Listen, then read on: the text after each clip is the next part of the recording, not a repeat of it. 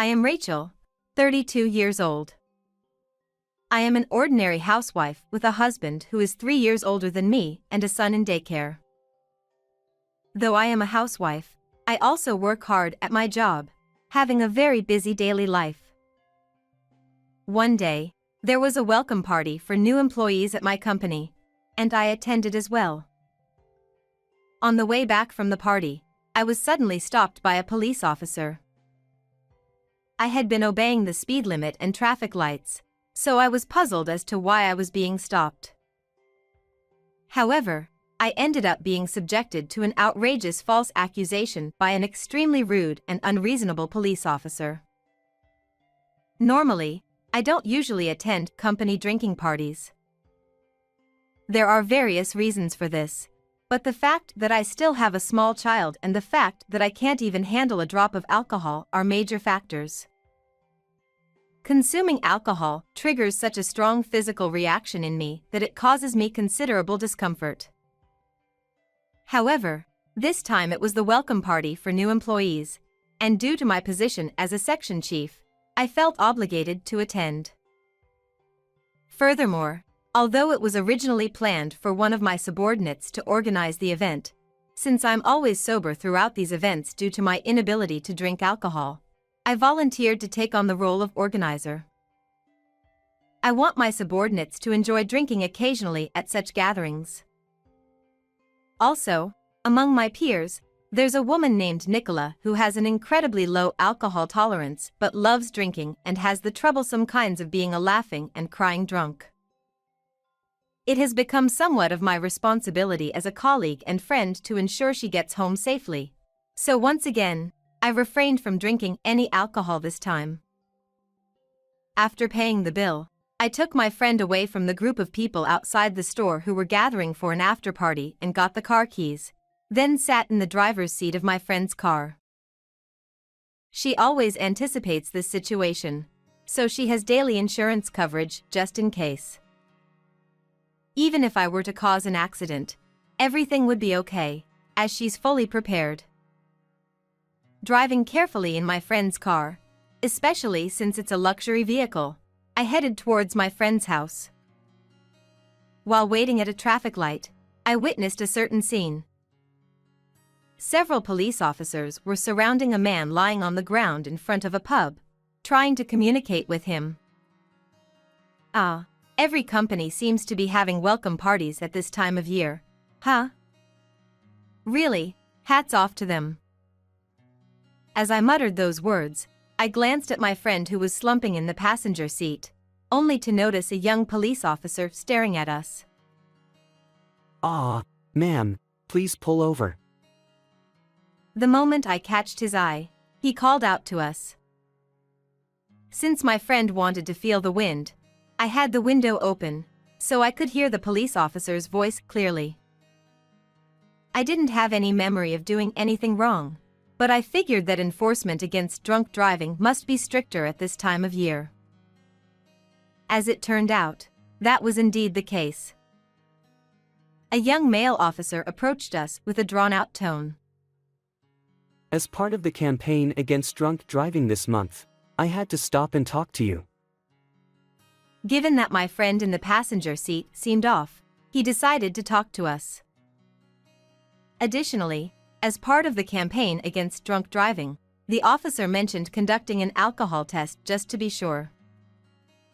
This was all expected, and since I hadn't consumed a drop of alcohol, I agreed to the test. However, at this point, an unexpected event occurred. Yeah, you there, blow into this device.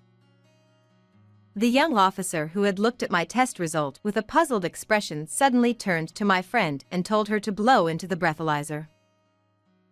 My friend wasn't the one driving, and it was obvious that she was drunk. There was no reason for her to be tested, yet I couldn't understand why the officer insisted on it. Moreover, this was the first time I had experienced something like this, so I could only watch in astonishment as the young officer interacted with my friend. Without understanding the situation, my friend, who was completely out of focus, obediently blew into the device, resulting in a reading of over 0.25 milligrams on the breathalyzer, as expected. Upon seeing the result, the officer looked at me with a smirk and said, "Ah, this is drunk driving. Your license will be suspended. Understand? Suspension." The officer insisted that the breathalyzer result of my friend, who was sitting in the passenger seat, was mine and accused me of drunk driving. Of course, I couldn't accept such an outrageous accusation and asserted that I hadn't been drinking. However, the young officer raised the corner of his eye and said, "You're being noisy. If you refuse to follow police instructions, I'll arrest you for obstructing official duties on the spot." He threatened me. Thinking that such behavior shouldn't be tolerated, I protested vehemently. And then, as the young officer and I were futilely arguing about whether I had been drinking or not, someone who seemed to be the young officer's superior arrived, perhaps sensing that something was amiss. "What's going on here?" Upon hearing the supervisor's words, the young officer's expression got soured, and he reported that I was lying about not drinking and driving. The supervisor officer stared at my face intently and furrowed his brow. It was obvious. I hadn't been drinking, and, from my appearance, it was clear that I was sober. Indeed, the initial test result showed almost 0 milligrams. However, since the supervisor officer didn't witness the entire situation, he was at a loss for how to proceed and requested another test to be conducted in front of him. Just when I thought I would finally be released, the young officer, feeling that things weren't going his way, unbelievably claimed that my friend was carrying suspicious drugs. The reason for my friend's strange behavior, according to the young officer, wasn't due to intoxication but rather hallucinogenic effects.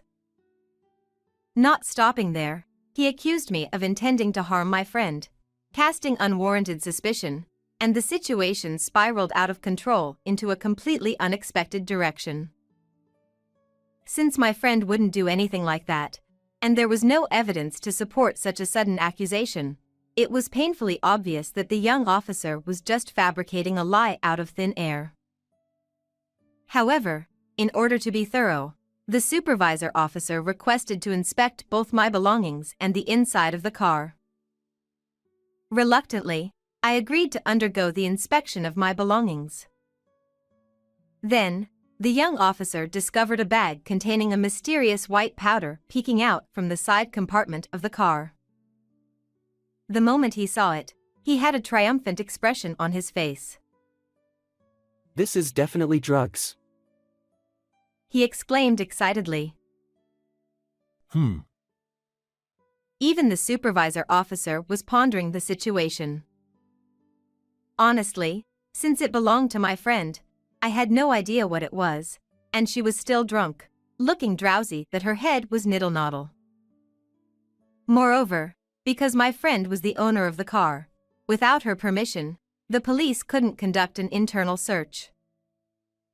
We were given the option to accompany the officers to the police station or, if we refused, they would request a search warrant.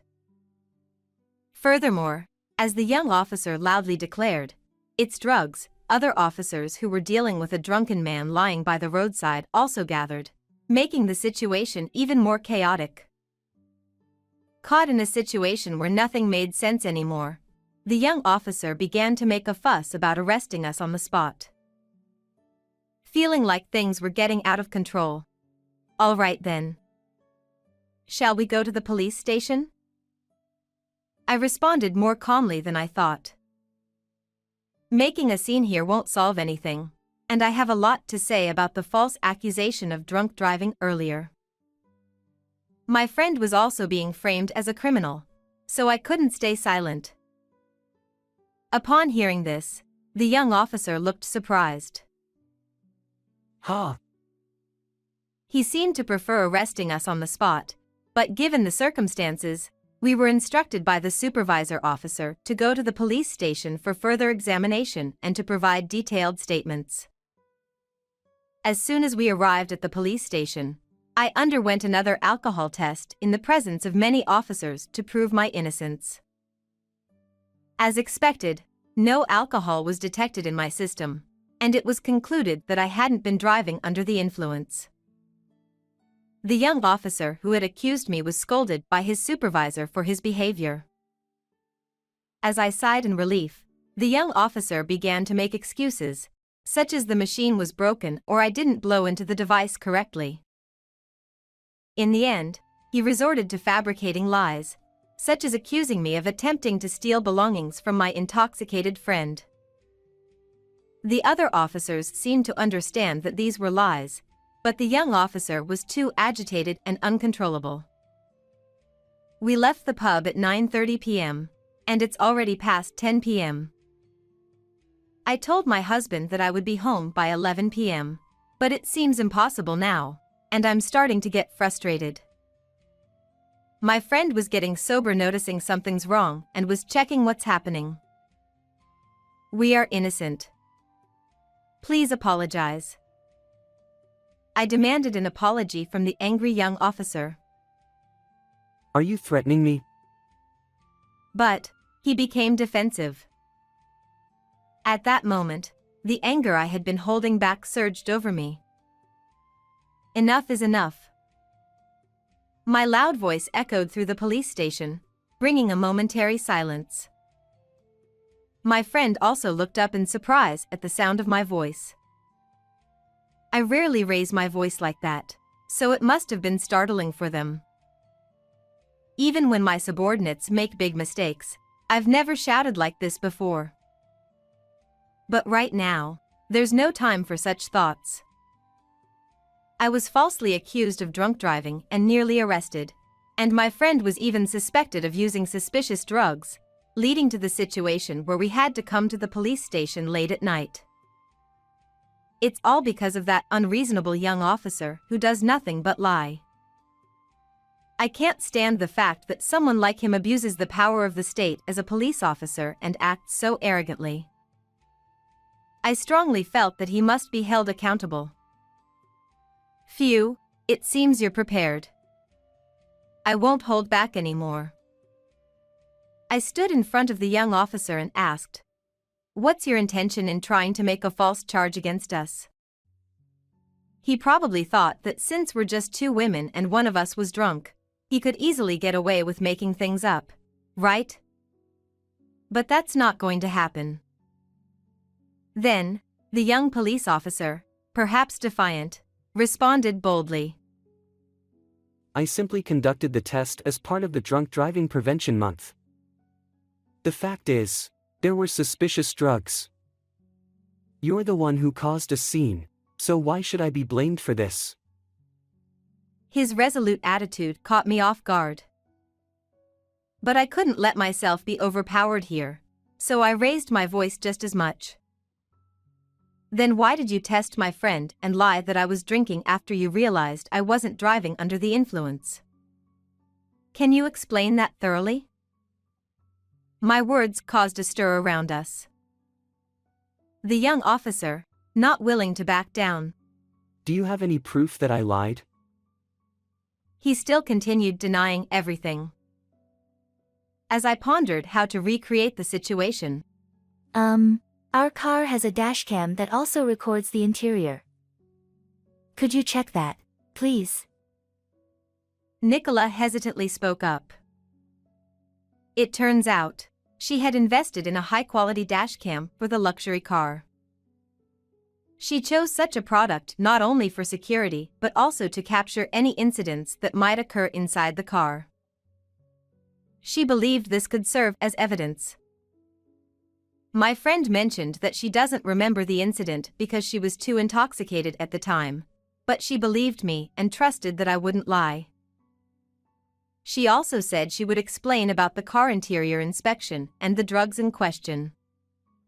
Although she was intoxicated until a while ago, this situation seemed to have sobered her up to some extent. The situation suddenly shifted, with the officers bustling around for inspections and whatnot. Then, the young officer exclaimed, Such heinous criminals should be arrested on the spot. Surely, even if he found himself in a disadvantageous situation, he must have felt he couldn't back down anymore. In response, I protested once again. Please tell me the reason for the arrest. What are the charges? Upon hearing that, the young officer stumbled over his words and fell silent. There wasn't a single reason they could arrest us. In such a situation, the only option left might be an on-the-spot arrest, but we weren't causing any trouble, and we were complying with the voluntary inspection. The other officers, who were beginning to realize that the young officer was lying, were trying to calm him down. We need to confirm the facts first. However, they were sending looks of either disbelief or coldness. The young officer started trembling and eventually burst into tears at that. Afterward, we underwent questioning and inspections at the police station for a while, and before we knew it, about an hour had passed. Thanks to my friend's cooperation, things proceeded smoothly. Regarding the white powder, it's just allergy medicine for hay fever. See, it's pollen season, right? I've always had severe allergic rhinitis, so I always carry it in my car or bag. My friend explained it that way. The name of the medicine's ingredients was printed small at the bottom of the bag, and just to be sure, we had it tested, but as expected, it came back negative. Since there was nothing suspicious found during the car search, and I was the one driving, we were able to completely prove our innocence. Regarding this, I received an apology from his supervisor. I sincerely apologize for the significant inconvenience caused on this occasion. It's late today, so I'll visit with the director tomorrow to offer our apologies once again. However, the young officer still refuses to admit his wrongdoing and insists. This must be some kind of mistake. There must be some oversight. I couldn't stand it any longer. If you insist on that, then let's go to court. Insulting me, threatening me, negligence of duty, and fabricating information. Let's leave it to the law to decide which side is right, as befits a nation governed by the rule of law. With that, even the young officer couldn't say anything more. Just when I thought we were finally free, it was almost midnight, and as I exchanged glances with my friend, I let out a deep sigh. While my friend hadn't completely sobered up yet, I was helping them back to the car when that young officer came running after us and called out. I turned around, thinking he had more complaints, but to my surprise, his face had turned pale. I heard from those who interviewed you. Is your husband a lawyer? I was wondering what he was going to say, and then he came out with something like that. Yes, that's right. I'll tell my husband everything about this incident, and we will definitely sue you. He then grabbed my clothes and pleaded with me. I won't do it anymore. Actually, there's a personal quota I need to meet, so I had no choice but to do such things. The young officer then confessed the real reason for his actions. It's infuriating to think that we were detained for nearly 2 hours for such a ridiculous reason. I couldn't care less about your quota. What's more concerning is the fact that the police are causing trouble for innocent civilians and even fabricating charges. What's going on here? I raised my voice and pushed away the young officer's hand. I thought I might be accused of obstructing official duties, but given the circumstances, the young officer, on the verge of tears, remained silent and looked down. Ignoring the young officer, we turned on our heels and drove away. Afterward, senior officials from the police station came to apologize to us, but I made it clear that my intention to pursue legal action against that young officer hadn't changed. I don't really want to say it, but the police tend to be lenient with disciplinary actions against their own. So I didn't want them to settle for just a slap on the wrist. So, I decided to file a civil lawsuit with the help of a lawyer acquaintance of my husband. While it's possible to file an administrative lawsuit, there's a higher chance of it being dismissed, so we were advised that a civil lawsuit would have better prospects for success. After all, the problem lies with that young police officer individually. I was able to sue that young police officer for insult and intimidation against me, and successfully claim compensation. Although disciplinary action was taken in this case, the young police officer resigned voluntarily. As for me, I hadn't mentioned this matter to anyone outside my family. Rachel stood up to the police and it was amazing. But my friend, Nicola, made a big deal out of it and the story became the talk of the office. It seems that until now, I was perceived as an unapproachable, career-driven female manager, but thanks to this incident, I've noticed an increase in people approaching me, and now I have a good relationship with many of my subordinates. Furthermore, I've succeeded in securing major deals and have been promoted. Thanks to that, I was able to take a long vacation, so I'm planning a long-awaited trip to Italy with my family. I've had enough of such false accusations, but I intend to continue living true to myself from now on. Well then, everyone, take care.